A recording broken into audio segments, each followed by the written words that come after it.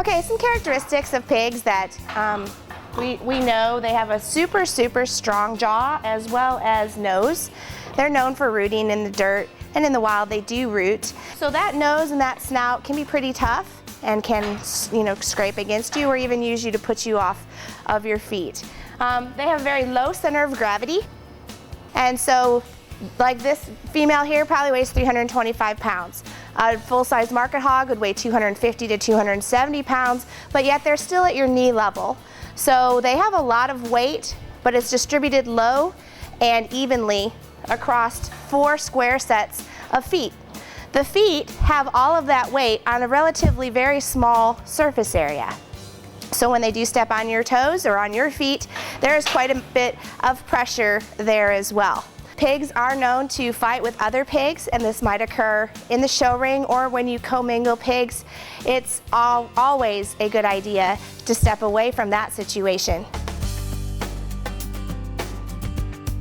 In groups, pigs establish a natural hierarchy or pecking order, so they can be aggressive towards other pigs, each one trying to maintain or establish dominance. This could also be seen in feeding. Many of our show pigs are fed individually, but sometimes gilts, especially for the breeding shows, can be fed together. They might fight over feeders, push up against feeders, or even push up against the youth livestock exhibitor. So this is another good place to stay out of their way, and we often feed from the opposite side of the fence. The other things is they smell extremely well, but they don't see very well.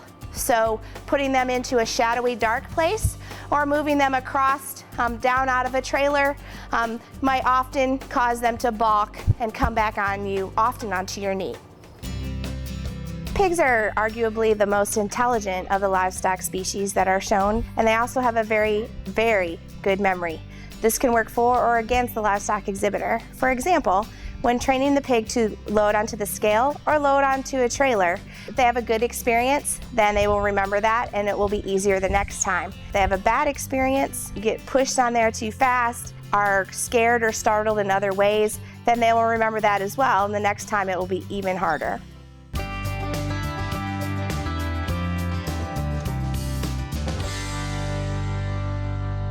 There are some minimum tools that every exhibitor needs to use in order to keep himself or herself safe, as well as the animal or the pig that they're using.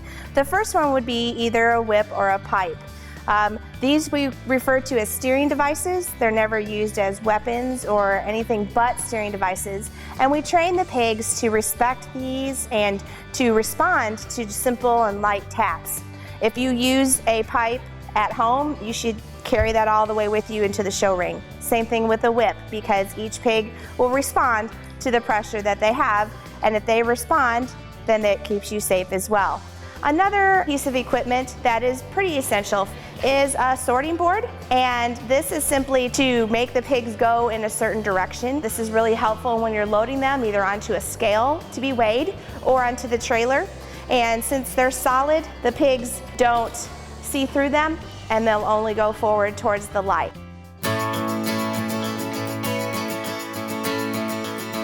It's advised never to work an animal by yourself. For safety reasons, it's always good to have at least another youth exhibitor with you, and preferably an adult. While it is a family project, and we encourage everyone in the family to be involved in the project, it's still important for the exhibitor who's actually going to show the pig to work the pig and work it frequently. Pigs respond differently to different people, and so if the exhibitor who's actually going to show the pig is training it, the pig will respond appropriately.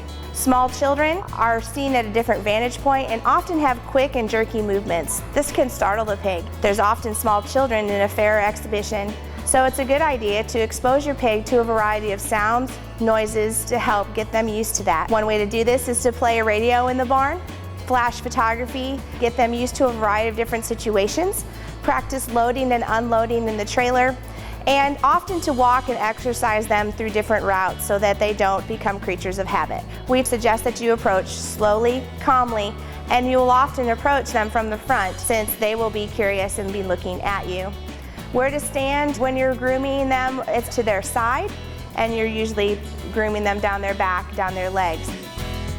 Pigs are certainly creatures of habit, so as they get acclimated and used to not only the steering devices in their facilities, things like trailers as well as the set of scales that you use to weigh them, they'll often get used to brushing and other grooming aids that you might use.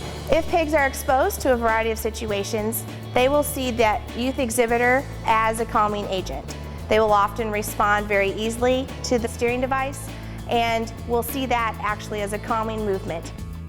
When dealing with any livestock species, it's a good idea to thoroughly wash your hands when you come back inside, especially before you touch your face, nose, or mouth, and before you eat anything. There are certain diseases that affect both swine and humans. Like we learned with H1N1, we can pass that virus from human to pig, and from pig to pig, and it's assumed, although not proven, from pig to human. So if you're sick, you stay home. If your pigs are sick, they stay home as well. If an animal does get sick, and that pig does need to be medicated or injected, it is a good idea to have someone other than the exhibitor actually give the injections. Due to the pig's long-term memories, the pigs could often take that back out on the exhibitor in the show ring. It's rare that exhibitors would have to abandon a project that's just not going to work out for them. But if it's in the best interest of the pig and the exhibitor, that pig might have to stay home from the show or exhibition. Proper training should prevent this.